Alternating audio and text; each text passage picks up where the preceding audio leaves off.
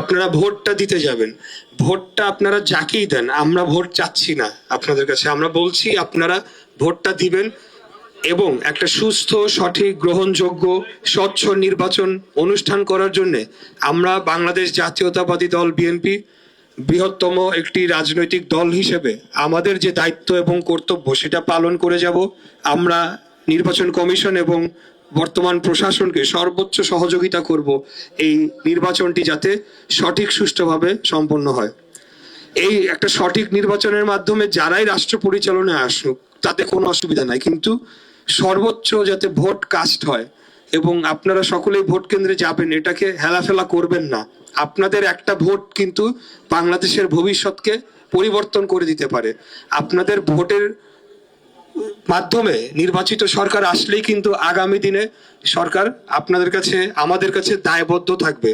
বিগত দিনে আমরা যেটা দেখেছি, দেশের অর্থ সম্পদ লুটপাট করে হাজার লক্ষ 30 লক্ষ কোটি টাকা বাংলাদেশ থেকে পাচার হয়ে গিয়েছিল। গুম খুন এবং মামলার একটা হত্যাযজ্ঞের একটা ভয়াল বাংলাদেশ তৈরি করা হয়েছিল। তো সেইটা আমরা কোনোদিন আর হতে দেব না, ইনশাল্লাহ আমরা প্রস্তুত রয়েছি।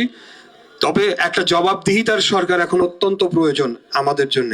তাই আপনারা নিশ্চিন্ত থাকেন, নিঃসন্দেহে আপনারা ভোট কেন্দ্রে যাবেন। 2024-এর গণ অভ্যুত্থানের পরে সকল রাজনৈতিক দল আমরা একসাথে বাংলাদেশকে গড়ে তোলার জন্য, নতুন বাংলাদেশ গড়ার জন্য একসাথে আমরা কাজ করে যাব। আমরা গণতান্ত্রিক উপায়ে জনগণ তাদের ভোটের মাধ্যমে আগামী দিনের বাংলাদেশের সরকার কারা গঠন করবে, রাষ্ট্র কারা পরিচালনা করবে, সেই দায়িত্বটা জনগণ দিবে।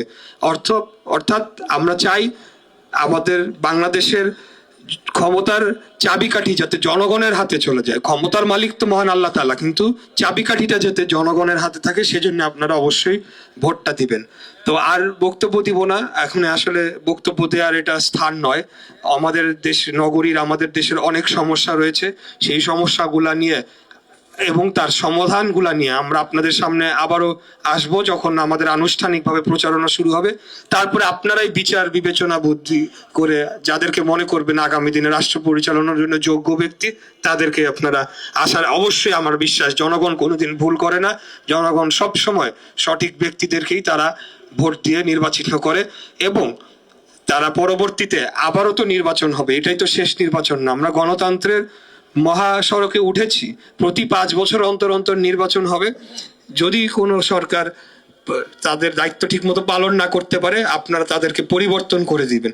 তো সেই যে একটা ধারা, সেই ধারাটা শুরু করার জন্য কিন্তু এইবারের নির্বাচনটা অত্যন্ত গুরুত্বপূর্ণ, অন্য যে কোনো নির্বাচনের চেয়ে বেশি গুরুত্ব বহন করে। তো সেটাই আমার আপনাদের প্রতি আহ্বান থাকলো। আর আমি ইশরাক হোসেন, আমার বাবা মরহুম সাদেক হোসেন খোকা একজন বীর মুক্তিযোদ্ধা ছিলেন। আমরা বাংলাদেশের স্বাধীনতা, সার্বভৌমত্ব, জনগণের ভোটের অধিকার এবং গণতন্ত্র এবং আমাদের এই বাংলাদেশ ভূখণ্ড অক্ষত রাখার জন্য আমাদের প্রাণপ্রিয় নেতা দেশ নায়ক জনাব তারেক রহমানের নেতৃত্বে সর্বদা প্রস্তুত রয়েছি। আমরা কোনো ক্ষমতার ভাগ বাটোয়ারা, মন্ত্রী, এমপি, মেয়র হওয়ার জন্য আমরা লড়াই সংগ্রাম আন্দোলন করি না। আমাদের আন্দোলনটাই ছিল একটা তত্ত্বাবধায়ক সরকার ব্যবস্থার মাধ্যমে একটা সুষ্ঠু, সঠিক, নিরপেক্ষ, গ্রহণযোগ্য নির্বাচন অনুষ্ঠিত হোক, যার মাধ্যমে জনগণের ক্ষমতা জনগণের হাতে পৌঁছে যাক। এটাই ছিল আমাদের আন্দোলন সংগ্রামের লড়াই। রাজনীতিবিদ হিসেবে, একজন মুক্তিযোদ্ধার সন্তান হিসেবে এই আন্দোলন, এই লড়াই আজীবন চলমান থাকবে গণতন্ত্র এবং বাংলাদেশের পক্ষে ইনশাআল্লাহ। আমরা সবার আগে বাংলাদেশ এই স্লোগানে উদ্বুদ্ধ হয়ে আগামী দিনে দেশকে বিনির্মাণ করতে চাই। আমি হুজুরের কাছে দোয়া চাচ্ছি, আপনাদের সকলের কাছে দোয়া চাচ্ছি, আপনারা আমাদের জন্য দোয়া করবেন। সবাই ভালো থাকবেন। আল্লাহ হাফেজ। আসসালামু আলাইকুম। এই দেশে বসবাস করতে পারে এমন একজন গার্ডিয়ান তুমি আমাদেরকে দান করে দিও আল্লাহ। मोहब्बत बरसे मुझको सुना दो या रसूल, फुलतों से जगा दो या रसूल अल्लाह। अंदरिगा वहाँ हूँ फजो तेरे से আল্লাহ। এদেশ ওলি আল্লাহর দেশ, এদেশের উপরে তোমার রহমত আর বরকত দান ফরমাও। যেদিন মরে যাব কঠিন মুসিবতের দিন তুমি হাজিরি করে দিও আর আমাদের সকলের জবানে জারি করে দিও লা ইলাহা ইল্লাল্লাহু মুহাম্মাদুর রাসূলুল্লাহ।